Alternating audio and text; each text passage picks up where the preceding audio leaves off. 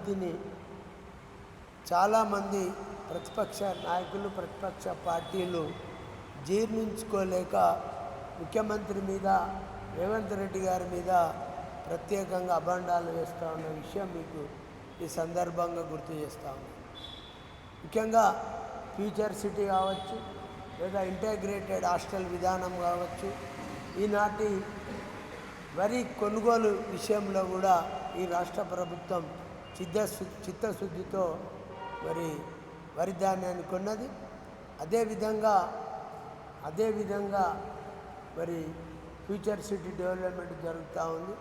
అదేవిధంగా ఈ మధ్యలో ఆరుట్ల గ్రామంలో మరి ఇంటిగ్రేటెడ్ హాస్టల్ విధానాన్ని ప్రవేశపెట్టి ఈ రాష్ట్ర ముఖ్యమంత్రి కుల నిర్మూలనతో పాటు రాబోయే కాలంలో అన్ని కులాలకు సంబంధించిన పిల్లలు ఒకటే స్థలంలో చదువుకొని సేవాభావంతో పాటు, మాతృత్వంతో పాటు కులాలన్నీ ఒకటే, మరి మనమందరం ఒకటే అనే దిశగా రాబోయే తరం ఎదగాలనే ఉద్దేశంతో ఇంటిగ్రేటెడ్ హాస్టల్ విధానం, పాఠశాల విధానాన్ని ప్రవేశపెట్టినందుకు ముఖ్యమంత్రి గారికి అభినందనలు, కృతజ్ఞతలు కూడా తెలియజేస్తా ఉన్నాను.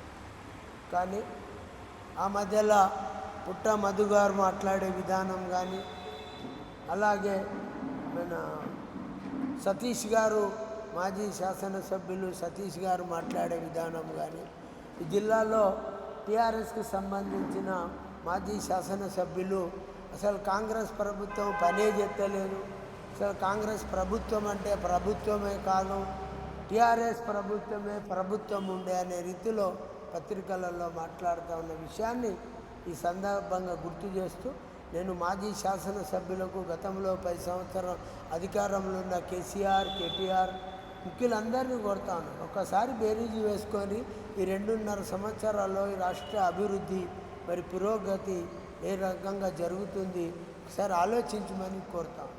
ముఖ్యంగా ఈ మధ్యలో మొన్న పెద్దలు జీవన్ రెడ్డి గారు కూడా మంతనిలో బిఎల్ఎస్ మీటింగ్ అంటే ఏమంటారు, ఈ ఓటరు చేర్పు తొలగింపు కార్యక్రమంలో టీఆర్ఎస్ పార్టీ పక్షాన వారు మంతెనలో మాట్లాడుతున్న సందర్భంలో ఫ్యూచర్ సిటీలో పెద్ద అవకతవకలు జరిగినాయి.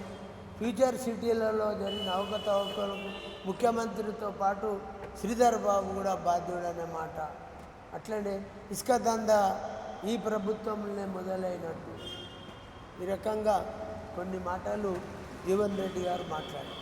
నేను జీవన్ రెడ్డి గారిని ఈ సందర్భంగా గుర్తు చేస్తూ ఉన్నాను, అడుగుతూ ఉన్నాను, దయచేసి మీరు కాంగ్రెస్ వాదిగా, కాంగ్రెస్ పార్టీ నుంచి గెలిచిన ఎమ్మెల్సీగా మీరు గతంలో శాసన మండలిలో మీరు మాట్లాడిన అంశాలను ఒక్కసారి మీకు మీరుగానే రికార్డు పరిశీలించుకోవాల్సిందిగా వారికి విన్నవిస్తాను. నేనేమంటున్నానంటే, అంతకుముందు మా ప్రవీణ్ కుమార్ బీఎస్పీలో ఉన్నప్పుడు టీఆర్ఎస్ పార్టీ మీద ఎట్లా మాట్లాడిండు, టీఆర్ఎస్ పార్టీలో చేరినాక ఇప్పుడు ఎట్లా మాట్లాడుతుండు, అట్లనే మా జీవన్ రెడ్డి గారు కూడా కాంగ్రెస్లో ఉన్నప్పుడు ఏం మాట్లాడిండు వారికి ఎరికే, ఇప్పుడు టీఆర్ఎస్లో చేరినాక ఏం మాట్లాడుతుండు బీఆర్ఎస్లో. నేనేమంటున్నా, జీవన్ రెడ్డి గారిని ప్రత్యేకించి నేను వారి మాటలను ఖండిస్తా ఉన్నాను.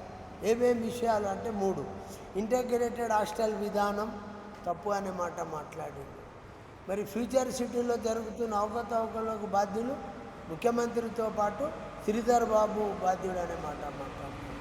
అంటే శ్రీధర్ బాబు ఒక తండ్రితో నేను పనిచేశానని చెబుతూనే శ్రీధర్ బాబును టార్గెట్ చేసి మాట్లాడిన విషయాలు అందులో ఉన్నాయి.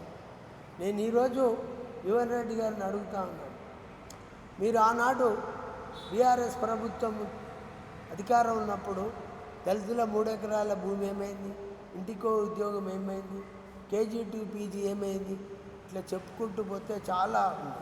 అట్లనే ప్రత్యేకించి ఎస్సీలకు ఇందిరాగాంధీ ఇచ్చిన హయాంలో ఉన్న భూములను తీసుకొని శ్మశాన వాటికలు లేదా రైతు వేదికలు నిర్మించిన సంఘటనల మీద జీవన్ రెడ్డి గారు చాలాసార్లు స్పందించి ఆనాటి ముఖ్యమంత్రి కేసీఆర్ గారిని మరి ఎంతో వారి వ్యాఖ్యలను ఖండించారు. మరి ఈరోజు జీవన్ రెడ్డి గారు అంశాలను మర్చిపోయిందనే భావన నాలో ఉంది. నేను జీవన్ రెడ్డి గారికి ఒక మాట చెప్తా ఉన్నాను.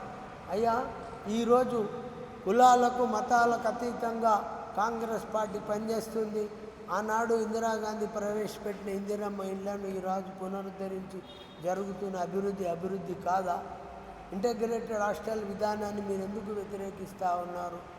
ఎందుకు కులాలన్నీ కలిసి కులమే ప్రధానమని బ్రతకకూడదు, మనుషులే ప్రధానమని బతకాలని ముఖ్యమంత్రి గారు కోరుతున్న సందర్భంలో మీరు ఇంటగ్రేటెడ్ హాస్టల్ విధానాన్ని తప్పుపడతా ఉన్నారు. కసుగా మొన్న బిఎల్ఏ మీటింగ్లో మాట్లాడి ఏమంటుండు, అసలు అభివృద్ధి జరగలే మంతెనిలో 25 సంవత్సరాలు 5 టర్ములు గెలిచిన శ్రీధర్ బాబు ఏం చేసిండు అనే మాట మాట్లాడి నేను అడుగుతా ఉన్నా, దమ్ము ధైర్యం ఉంటే మీరు అవినీతి జరిగింది అని అంటే ఇసుక ఎప్పుడు స్టార్ట్ అయిందండి? 2014 ముందు కిరణ్ కుమార్ రెడ్డి ముఖ్యమంత్రి ఉన్నా కానీ, టీఆర్ఎస్ ప్రభుత్వం ఉన్నా కానీ 2015 వరకు ఇసుక దందా జరగలేదు ఈ రాష్ట్రంలో. 2016 నుంచి మరి ఇసుక మాఫియా స్టార్ట్ చేసింది ఎవరు? టీఆర్ఎస్ ప్రభుత్వం. అది జీవన్ రెడ్డి గారికి తెలియదా? నేనేమంటున్నానంటే ఇసుక మాఫియాను ఇసుక దందా మొదలుపెట్టిందే టీఆర్ఎస్ ప్రభుత్వం.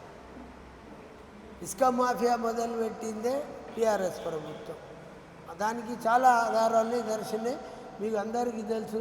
సిరిసిల్ల నియోజకవర్గంలో ఒక మాజీ సర్పంచ్ హరీష్ అని వారిని 3rd గ్రేడ్ వాడి ఎన్నిసార్లు కొట్టిండ్రు. అప్పుడు ఆనాటి మాజీ స్పీకర్గా మరి మీరా కుమార్ గారు కూడా సిరిసిల్ల సందర్శించారు. నేషనల్ ఎస్సీ కమిషన్ వచ్చింది. అంటే ఈ యొక్క ఇసుక దందా 2016 నుంచి టీఆర్ఎస్ ప్రభుత్వం విచ్చలవిడిగా కొనసాగించింది. దాన్ని ఈ ప్రభుత్వం వచ్చినాక మినిమైజ్ చేసి ఒక ప్రభుత్వ అంచనాల మేరకు కొన్ని క్వారీస్ని నిర్ణయించి ఆ క్వారీస్ ద్వారా ఇసుక దందా జరుగుతూ ఉంది. మొన్న వారు ఏం మాట్లాడుతుండ్రు, ఇసుక దందా లోపల అవకతవకలు జరుగుతున్నాయి, ఇసుక దందా మొదలుపెట్టిందే కాంగ్రెస్ పార్టీ, మరి ఇసుక దందా మంతని ప్రాంతంలో శ్రీధర్ బాబే మొదలుపెట్టినట్టు మాట్లాడి, అట్లనే అల్లకల్లోలను ఎక్కువైనాయి, శాంతి భద్రతలు నశించిందన్న మాట చెప్తా ఉన్నాను. దయచేసి శాంతి భద్రతలు కాంగ్రెస్ ప్రభుత్వంలోనే సరిగా నడుస్తూ ఉంది. శాంతికి శాంతి ఉంది, భద్రతకు భద్రత ఉంది. మీరు ఒక్కసారి వెనుకకు పోయి 3 ఏళ్ల ముందు చూస్తే శాంతి భద్రతకు విఘాతం కలిగించిన చరిత్ర టీఆర్ఎస్ది. దానికి 2-3 నిదర్శనాలు. ఒకటి, ఆనాటి పిసిసి ప్రెసిడెంట్గా రేవంత్ రెడ్డి గారు తలుపులు వలగొట్టింది, కోదండరాము తలుపులు వలగొట్టింది. మందకృష్ణను ఇంట్లో దీక్ష చేస్తే మందకృష్ణను బయటికి ఎత్తుకొచ్చి రోడ్డు మీద వేసి కొట్టిన వాళ్ళు ఎవరు? టీఆర్ఎస్ ప్రభుత్వం. అంటే శాంతి భద్రతకు ఎవరు విఘాతం కలిగించినట్టుగా అనిపిస్తుంది జీవన్ రెడ్డి గారు చెప్పాల్సిన అవసరం. కాబట్టి నేనేమంటున్నా అంటే జీవన్ రెడ్డి గారు అనుభవం ఉన్న వ్యక్తి, మరి కాంగ్రెస్ పార్టీలో చాలా కాలం పనిచేసిండు. మొన్నటి అనుకోని పరిస్థితుల్లో వారు ఓడిపోవడం జరిగింది. మేము కూడా ఓడిపోయినప్పుడు మేము బాధపడ్డాం. పార్లమెంట్ సభ్యుడిగా వారు పోటీ చేస్తే వారి గెలుపు కొరకు ఒక మాజీ శాసనసభ్యుడిగా మేము జగిత్యాల కాన్స్టిట్యున్సీ అంతా తిరిగినాం. ప్రజల నిర్ణయానికి కట్టుబడి ఉండాల్సిన ప్రజాస్వామ్యంలో మీరు ఎమ్మెల్యే ఓడిపోయారు, ఎంపీ ఓడిపోయారు, అంత మాత్రాన కాంగ్రెస్ పార్టీ చెడ్డదనే అభిప్రాయంతో మాట్లాడడం సబబు కాదనే మాట ఈ సందర్భంగా గుర్తు చేస్తాము. అదేవిధంగా ఇసుకకు కానీ లేదా రైతు కొనుగోలు విషయంలో కానీ ఈరోజు అడుగుతూ ఉన్నాం. టీఆర్ఎస్ ప్రభుత్వంలో మొక్కలు అసలే ఒక గింజ కొనలేదు, పెసర్లు కూడా కొనలేదు. కానీ ఈనాడు కాంగ్రెస్ ప్రభుత్వం అన్ని రకాల పంటలు కొంటా ఉంది ఎంఎస్పి ద్వారా. ఇంకా కేంద్ర ప్రభుత్వం కూడా కొన్నిటికి అనుమతించకుండా క్వాంటిటీ అంటే 100కు 70% కొనాలని కేంద్ర ప్రభుత్వం నియమ నిబంధనలు ఉన్నా 100కు 100% కొని మిగతా 30%కి రాష్ట్ర ప్రభుత్వమే అదనంగా భారం భరించే విధంగా చేస్తాం. కాబట్టి వడ్ల కొనుగోలులో కానీ ఇసుక విషయంలో కానీ ప్రతిదీ నిబంధనకు లోబడి రాష్ట్ర ప్రభుత్వం పనిచేస్తుంది. మరి ముఖ్యంగా మరి రేవంత్ రెడ్డి గారి మీద అపనిందలు వేయటం, వారితో పాటు ఆయనతో ఈయనున్నాడు ఎవరన్నా ఖండించిండ్రా ముఖ్యమంత్రి గారు మాట్లాడిన దాన్ని ఒక శ్రీధర్ బాబు గారే సపోర్ట్ చేసి మాట్లాడినట్టు మాట్లాడారు. నేను అంటున్నాను, పార్టీ పరంగా ఓ బాధ్యతగా ఉన్న మంత్రిగా ముఖ్యమంత్రి గారి యొక్క ఆలోచనకు అనుగుణంగా, రాష్ట్ర ప్రభుత్వం ఆలోచనకు అనుగుణంగా ప్రతి పౌరుడు మాట్లాడే అవకాశం ఉంది, ప్రతి పార్టీ కార్యకర్త మాట్లాడే అవకాశం ఉంది. అంత మాత్రాన దాన్ని తప్పుగా భావించకూడదనే మాట పెద్దలు వారు అనుభవం ఉన్న వ్యక్తిగా వారికి చెప్తూ, నేను ఒకటి అవినీతి, నేను నిన్న కూడా చెప్పిన, అవినీతి విషయంలో మీ దగ్గర ఏమైనా రుజువులు ఉంటే తీసుకొని రండి. మీరు ఎక్కడ డేట్ పెడతారు, ఎప్పుడు డేట్ పెడతారు, రండి. అవినీతి మీరు రుజువు పరిస్తే ఒక మాజీ శాసనసభ్యుడిగా, మాజీ జిల్లా పరిషత్ చైర్మన్గా నేను రాజకీయంగా వైదొలుగుతానన్న మాట చెప్తా ఉన్నాను. నిజంగా మీరు రుజువు చేయకపోతే రాజకీయంగా మీరు వైదొలుగుతారా ఆలోచించుకోమని నేను పెద్దలను కోరుతాను.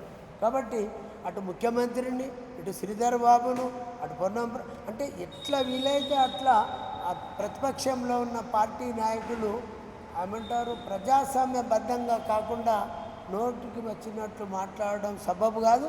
ముఖ్యంగా ఇలాంటి సీనియర్ నాయకుడైన జీవన్ రెడ్డి గారు మరి ప్రభుత్వం ఏదో తప్పు చేసింది, ఆ తప్పులో అందరు భాగస్వాములు అనే మాట చెప్తాను. వారు మరి అక్కడ ఓట్ల తొలగింపు చేర్పు విషయంలో అక్కడ సభలో పాల్గొన్నప్పుడు ఓటు విధానం కానీ, ఓటు తొలగింపు కానీ, సవరణ కానీ, చేర్పుడు గురించి మాట్లాడి వారి యొక్క కార్యకర్తలకు సూచనలు ఇవ్వవలసిన సభలో పార్టీ అంశాలతో పాటు కాంగ్రెస్ పార్టీలో దుమ్మెత్తే విధానాన్ని నేను పూర్తిగా ఖండిస్తూ ఉన్నాను. ముఖ్యంగా రేవంత్ రెడ్డి గారి యొక్క అవినీతి మీ దగ్గర ఏదైనా ఆధారాలు ఉంటే మీరు రండి. అలాగే అక్రమంగా ఏదైనా, ఇప్పుడు ఇంకొక మాట చెప్తాను, మంతని ప్రాంతంలో, అసలు మంతని ప్రాంతంలో ఒక దళితుడు మధుకర్ చనిపోయినప్పుడు మరి జీవన్ రెడ్డి గారు అధికారంలో లేకుండా ఒక శాసన మండలి సభ్యులుగా ఉన్నారు, శాసనసభ్యుడు కూడా ఉన్నారు. మధుకర్ హత్యకి ఎవరు కారణం? దంపతులు, న్యాయవాద దంపతుల హత్యకి ఎవరు కారణం? ఇది ప్రజలందరికీ తెలుసు. నేనేమంటున్నా అంటే మంతని యొక్క నియోజకవర్గంలో అల్లకల్లోలం ఉంది, శాంతి భద్రతలు లేవని మాట్లాడు. దయచేసి మీరు అది వెనుకకు తీసుకొని, శాంతి భద్రతలు ఈ రాష్ట్రంలో ఉన్నాయి. అదే రీతిగా మరి మంతని నియోజకవర్గంలో కూడా శాంతి భద్రత, కరీంనగర్లో శాంతి భద్రతలు ఉండడానికి నిదర్శనం ఒక దొంగతనం జరిగిన నిందితులను పట్టుకున్న చరిత్ర కరీంనగర్ పోలీసులదనేది ఈ సందర్భంగా గుర్తు చేస్తూ ఉన్నాను. దొంగతనం జరిగిన 36 గంటల లోపట్లే నిందితులను పట్టుకున్న సంఘటన కరీంనగర్ పట్టణంలో జరిగింది. కాబట్టి శాంతి భద్రత విఘాతం కాంగ్రెస్ పార్టీ జరపదు కూడా అనే మాట కూడా చెప్తా. అట్లనే మంతనీలో కూడా శాంతి భద్రతలకు విఘాతం కలిగేటట్టు పెద్దలు శ్రీధర్ బాబు గారు మసులుకోరు అనే మాట చెప్తూ, ఈ గెలుపు ఓటములు సహజం, ఓడిన వాళ్ళకి బాధ ఉంటుంది, గెలిచిన వాళ్ళకి సంతోషం ఉంటుంది. అంత మాత్రాన ప్రభుత్వం మీద అక్కస్తుగా మాట్లాడవలసిన అవసరం పెద్దలు జీవన్ రెడ్డి గారికి లేదనే మాట ఈ సందర్భంగా మరొకసారి గుర్తు చేస్తూ, జీవన్ రెడ్డి గారికి ఒక విన్నపం చేస్తా, మీ దగ్గర ఆధారాలు ఉంటే దయచేసి రుజువు చేయండి. ఏది ఇసుక గురించి కావచ్చు, ఇంటిగ్రేటెడ్ హాస్టల్ గురించి కావచ్చు, లేదా కొనుగోలు విషయంలో కావచ్చు, ఏదైనా ప్రభుత్వ పథకంలో జరుగుతున్న అవినీతి మీ దగ్గర ఆధారాలు ఉంటే దయచేసి మీరు ఏదైనా ఒక డేట్ పెట్టి చెప్పండి. ఒక మంచి నాయకుడు శ్రీధర్ బాబు మీద మీరు అట్లా మాట్లాడడం మీ మనస్సాక్షికే వదిలేస్తూ ఉన్నాను. అది మంచి పద్ధతి కాదనే మాట కూడా చెప్తూ, భవిష్యత్తులో కూడా మీరు విమర్శ చేయండి, కాంగ్రెస్ పార్టీ మీద, పథకాల మీద మాట్లాడండి. నేను అడుగుతా ఉన్నా, మీరు ఒకసారి మీ కేసీఆర్ అని అడగండి. దళిత బంధు మొదలుపెట్టిన హుజురాబాద్ శాంపుల్గా తీసుకునేది నియోజకవర్గం ఎన్ని వేల మందికి ఇచ్చిండ్రు? ఇంకా 30,000 మందికి మీరు ఇవ్వలే. ఆ రోజు 45,000 మందిని నిర్ణయించి 18,000 మందికి ఇచ్చి మిగతా మందికి ఇవ్వలే.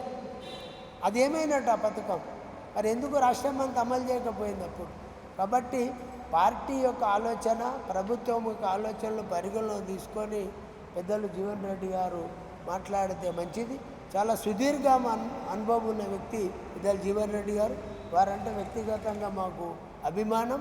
మరి పార్టీ వేరున్నప్పుడు, మీరు పార్టీ పరంగా మాట్లాడుతున్నప్పుడు వ్యక్తుల యొక్క క్యారెక్టర్ కూడా పరిగణలోని తీసుకోకుండా ఏమంటారు, అనైతికమైన మాటలు మాట్లాడి మానసిక క్షోభ గురి చేయడం మీలాంటి నాయకులకు తగదన్న మాట ఈ సందర్భంగా తెలియజేస్తాం. ఈ మీడియా సమావేశంలో పాల్గొంటున్నటువంటి పెద్దలు ఆర్పల్ మోనన్నతో పాటు వేదిక మీద ఉన్నటువంటి మా కాంగ్రెస్ నాయకులకు వివిధ హోదాల్లో ఉన్నటువంటి అందరికీ కూడా నమస్కారం తెలియజేస్తాను. ముఖ్యంగా ఈ ఎస్ఐఆర్ పేరు మీద గత వారం 10 రోజులుగా నియోజకవర్గాల పర్యటన పేరు మీద వారి యొక్క అక్కసును ఈ రాష్ట్రం ప్రభుత్వం నడిపిస్తున్నటువంటి అనేక అభివృద్ధి సంక్షేమ కార్యక్రమాలతో ఇక మాకు పీటలు లేవు, మాకు అసలు ఉనికి లేని పరిస్థితి ఉంది అని చెప్పి వారి అక్కసును ఇలా కాంగ్రెస్ పార్టీ మీద రకరకాలుగా ఆరోపణలు చేస్తుంటూ వారు కక్కుతా ఉన్నారు. ముఖ్యంగా ఈ రాష్ట్రంలో 60 ఏళ్ళ కల తెలంగాణ కల సాకారం అయిన తర్వాత మిగులు బడ్జెట్ ఉన్నటువంటి రాష్ట్రాన్ని ఎంతోమంది యువకులు నిరుద్యోగులు తెలంగాణ ఉద్యమంలో పాల్గొని కలలు కన్నటువంటి తెలంగాణ రాష్ట్రాన్ని ఇలా అప్పుల పాలు చేసి భవిష్యత్ తరాలు క్షమించరాని విధంగా పాలన చేసి ఏ ముఖం పెట్టుకొని ఇలా మళ్ళీ తిరుగుతూ ఉన్నారని చెప్పి అడుగుతా ఉన్నాం. 10 సంవత్సరాలు గడీల పాలన చేసి మేమే రాజులం, మేమే మంత్రులం, ఇక మాకు ఎదురు లేదు, మేము ఫామ్ హౌస్లో ఉన్నా, మేము ఎక్కడ గడిలో ఉన్నా మా పాలన మేము రాజులం అని చెప్పి విర్రవిగి బడ్జెట్ని అంతా కూడా వాళ్ళ సొంత ఖజానాకు తరలించుకొని ఈ రాష్ట్రాన్ని అప్పుల పాలు చేసి ఇవాళ ఆనాడు ఉన్నటువంటి మాజీ ఎమ్మెల్యేలు కావచ్చు, అక్కడో ఇక్కడో గెలిచిన ఎమ్మెల్యేలు కావచ్చు, ఆనాడు నుంచి ఈనాటి వరకు వాళ్ళ బానిసలుగా వాళ్లకు తొత్తులుగా అవినీతి వాటాల్లో భాగస్వాములుగా వ్యవహరించినటువంటి వీళ్ళు ఇవాళ మళ్ళీ పగటి కలలు అనుకుంటూ కాంగ్రెస్ పార్టీ ప్రభుత్వం మీద, మా ముఖ్యమంత్రి రేవంత్ రెడ్డి వారి మీద, నిజాయితీ పరులైనటువంటి మా శ్రీధర్ బాబు గారు లాంటి వారి మీద దుమ్మెత్తిపోసి ఇలా ఏదో సాధించుకోబోతున్నామని పగటి కలలు అంటూ ఉన్నారు. ఇంకా 20 సంవత్సరాలైనా బీఆర్ఎస్ పార్టీని, ఈ బీఆర్ఎస్లో ఉన్నటువంటి నాయకులను ఈ ప్రజలు, ఈ తరం కూడా క్షమించదని చెప్పి చెప్తా ఉన్నాం. ఇవాళ మీరు చేసిన శర్వాకానికి ఇలా రాష్ట్ర ప్రజలు అనేక రకాలుగా ఇబ్బందులు పడుతూ ఉన్నారు. అనేక రకాలుగా అనేక కార్యక్రమాలు జరపలేక ఇలా మీరు దాచుకున్న డబ్బంతా కూడా ప్రజల డబ్బు, ఆ డబ్బును బయటకు తీసి ఇలా ప్రజలకు ఖచ్చితంగా రాబోయే ఇంకా 20 సంవత్సరాలు కాంగ్రెస్ పార్టీ ప్రభుత్వం అధికారంలో ఉండి మిమ్మల్ని అందరినీ కూడా ఎక్కడికక్కడ కక్కించి తగిన గుణపాఠం చెప్పే రోజు త్వరలో రాబోతూ ఉందని చెప్పి హెచ్చరిస్తూ ఉన్నాం. ఇలా మంత్రిని పోయి జీవన్ రెడ్డి గారు మాట్లాడతారు. జీవన్ రెడ్డి గారు ఆత్మ పరిశీలన చేసుకోమని చెప్తా ఉన్నాం. మళ్ళొక్కసారి రాజకీయాల కోసం దిగజారుడు రాజకీయాలు చేయకండి. మీరు వాళ్ళు చేసి రేపు ఏమి ఇస్తారో ఏమి ఇయ్యరో దేవునికి తెలుసు, కానీ గత చరిత్ర మీరు ఒక్కసారి మరిచిపోయి కేసీఆర్ ఏ విధంగా అలుముకొని చంపుతాడో మరి తెలిసి కూడా, శ్రీధర్ బాబు గారి నిజాయితీ ఏందో తెలిసి కూడా ఇవాళ నువ్వు ఆత్మ చంపుకొని మాట్లాడుతూ ఉన్నారు జీవన్ రెడ్డి గారు. శ్రీధర్ బాబు గారి నిజాయితీ ఈ రాష్ట్ర ప్రజలతో పాటు, ఈ జిల్లా ప్రజలతో పాటు నీకే ఎక్కువ తెలిసింది అడుగుతా ఉన్నాను. అటువంటి శ్రీధర్ బాబు గారి కోసం, కుళ్ళు రాజకీయాల కోసం ఇవాళ బీఆర్ఎస్ వంతబాడడం కోసం శ్రీధర్ బాబు గారి నిజాయితీ మీద ఇలా మాట్లాడుతూ ఉన్నారంటే మీరు ఆత్మను చంపుకొని ఆత్మ వంచన చేసుకొని మాట్లాడుతూ ఉన్నారు. మీరు అది మంచిది కాదు అని చెప్పి హెచ్చరిస్తూ ఉన్నాం. ఇలా పుట్టమదానికి మధుకర్ అనే వ్యక్తి ఇసుక దోపిడీకి బ్రాండ్ అంబాసిడర్. ఈరోజు కూడా ప్రతిపక్ష నాయకుడిగా కాంట్రాక్టర్లను, ఇసుక కాంట్రాక్టర్లను, అదేవిధంగా ఇతర కాంట్రాక్టర్లను బెదిరించి వసూలు చేస్తూ ఉన్నాడు మిస్టర్ మధుకర్. అటువంటి చరిత్ర కలిగినటువంటి వాని గురించి వంతబాడతారా జీవన్ రెడ్డి గారు? ఇది మీకు మంచిది కాదు. మీకు ఎన్నో రకాలుగా మీ మీద సానుభూతి చూపించినటువంటి నాయకులు మా శ్రీధర్ బాబు గారు. అవన్నీ మరిచిపోయి తప్పకుండా మీరు కాంగ్రెస్ పార్టీలో ఉండండి, భవిష్యత్తులో మీకు న్యాయం జరిగేటట్టు మేము చూస్తామని చెప్పినటువంటి హామీ ఇచ్చినటువంటి శ్రీధర్ బాబు గారిని వదిలి వెళ్తే వెళ్ళినావు, కాంగ్రెస్ పార్టీని వదిలి వెళ్తే వెళ్ళిండ్రు. కానీ ఆత్మవంచన చేసుకోవడం మీకు మంచిది కాదు ఈ వయసులో అని చెప్పి చెప్తా ఉన్నాం. అదేవిధంగా ఈరోజు రాష్ట్రంలో ప్రజా వంచన పాలన అని మాట్లాడుతూ ఉన్నారు. వంచన యూనిట్లు ఉచితంగా విద్యుత్ ఇస్తున్నందుకు ప్రజా వంచన, సన్నబియ్యం ఇస్తున్నందుకు ప్రజా వంచన, ఉచిత బస్సు ప్రయాణం కల్పిస్తున్నందుకు ప్రజా వంచన, చెప్పని అనేక హామీలు ఇలా ఇస్తూ మరి అలా ప్రజలను ఇన్ని ఇబ్బందులు ఇన్ని కష్టాలున్నా మీ దోపిడీ వల్ల మీరు 8 లక్షల కోట్ల అప్పులు చేసి రాష్ట్రాన్ని దోచుకున్నా కూడా ఇలా ప్రజలను కడుపులో పెట్టుకొని అనేక అభివృద్ధి సంక్షేమ కార్యక్రమాలు నడిపిస్తూ ఉంటే మా ముఖ్యమంత్రి గారికి వస్తున్నటువంటి పేరు ఇలా ప్రజల్లో చూస్తున్నటువంటి ఆదరణను తట్టుకోలేక ఇలా మీరు విషయం చిమ్ముతా ఉన్నారు. మీరు మీ చరిత్రలు అదే సంతోష్ కుమార్ మాజీ ఎంపీ మాజీ రాజ్యసభ సభ్యుడు ఇక్కడ కొదురుపాకలో గోల్డ్ మైన్ పేరు మీద మీరు స్వతహాగా పార్ట్నర్షిప్ తోటి నడిపించి సిరిసిల్లలో దళితులను లారీల టైర్ల కింద తొక్కించినటువంటి చరిత్ర మీది. అదేవిధంగా గ్రానైట్ క్వారీలలో అధికారం చెలాయిస్తూ మాజీ శాసనసభ్యుడు రాయలసీమకు సంబంధించినటువంటి మాజీ శాసనసభ్యుడు క్వారీలో బెదిరించి పార్ట్నర్షిప్ పొందినటువంటి చరిత్ర కలిగినటువంటి కేటీ రామారావు అనేక క్వారీల్లో పొత్తు కలవడానికి బ్లాక్మెయిల్ చేసి ఇలా గ్రానైట్ క్వారీలో పొత్తు కలిసినటువంటి చరిత్ర హరీష్ రావుది. మా నాయకులు ఎక్కడ కూడా ఎవరిని ఏ వ్యాపారస్తుని కానీ ఎవరిని కానీ అసలు దగ్గరికి కూడా రానియకుండా ఇలా ప్రజా సంక్షేమము అభివృద్ధి సంక్షేమం అనేది 2 కళ్ళుగా ముందుకు నడిపిస్తూ ఉంటే ఇక మాకు భవిష్యత్తు లేదని చెప్పి ఈరోజు కూడా గడియలలో ఉన్నటువంటి కేసీఆర్ డైరెక్షన్లలో మీరు మీ ఇష్టం వచ్చినట్టు మాట్లాడతారా? ఖబర్దార్, మళ్ళొక్కసారి చెప్తా ఉన్నాం, కాంగ్రెస్ కార్యకర్త కన్నీరు చేస్తే మీరు రోడ్ల మీద తిరగలేరు. మీకు ఏమాత్రం చిత్తశుద్ధి ఉన్నా మీరు చేసిన పాపాలను కడుక్కోవాలంటే ప్రజల దగ్గరికి వెళ్ళి క్షమాపణ కోరండి. ఇంకో 20 సంవత్సరాల తర్వాత నన్ను మీరు క్షమిస్తారు. కానీ మీరు ఇంకా మీ అక్కసును మీ గడియల పాలన పోయిందన్నటువంటి బాధను తట్టుకోలేక మీరు ఇష్టారాజ్యంగా మాట్లాడితే మేము కాదు ప్రజలే మిమ్మల్ని తరిమి కొడతారు, ఖబర్దారని చెప్పి హెచ్చరిస్తూ ఉన్నాం. ఇలా ప్రజలు అనేక సంక్షేమ అభివృద్ధి కార్యక్రమాల ద్వారా సంతృప్తితో ఉంటే మీరు తట్టుకోలేకపోతా ఉన్నారు. ఎవరు కారణం? ఈరోజు కొన్ని కార్యక్రమాలు 420 హామీలు ఇచ్చారని చెప్తా ఉన్నాం. అన్ని హామీలు అమలు పరచకపోవడానికి కారణం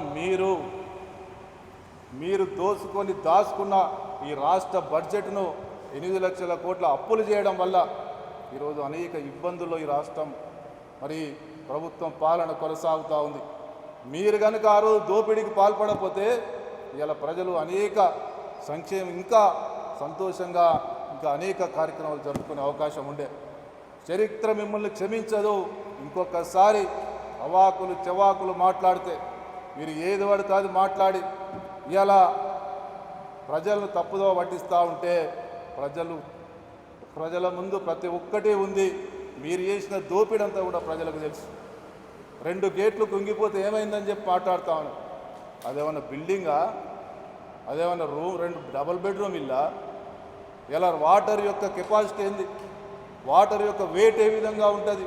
పట్టుకని రిపేర్ చేసి ఏమన్నా సున్నం పూసేదా లేకపోతే సిమెంట్ పూసేదా? ఇలా 2 గేట్లు కుంగిపోయినాయి, రిపేర్ చేస్తే నీళ్ళు ఆగుతుండే అని చెప్పి మాట్లాడుతూ ఉన్నారు. ప్రజలకు తెలియదా ప్రాజెక్ట్ అంటే ఏంది? ఒక ప్రాజెక్టు చిన్న పలుగొస్తేనే వాటర్ కొట్టుకోపోయేటువంటి పరిస్థితులు చరిత్రలు ఎన్నో ఉన్నాయి. మొట్టమొదటి నీ అవినీతి పాలన వల్ల ఇలా ఎందుకు ఆ 2 గేట్లు కుంగిపోయినాయి, దానికి సమాధానం చెప్పు అంటే దాన్ని రిపేర్ చేస్తే ఏమవుతుందని చెప్పి మాట్లాడుతూ ఉంటారు. అరే నాయన, ఇవాళ దాని తర్వాత ఇలా దాన్ని రిపేర్ చేసి కొట్టుకపోతే రేపు కింద ఉన్నటువంటి ప్రజలందరికీ ఇబ్బంది కలిగితే మరి పశువులు కావచ్చు మనుషులు కావచ్చు కొట్టుకుపోయి ఇంకేమైనా జరిగితే బాధ్యత మీరు వహిస్తారా?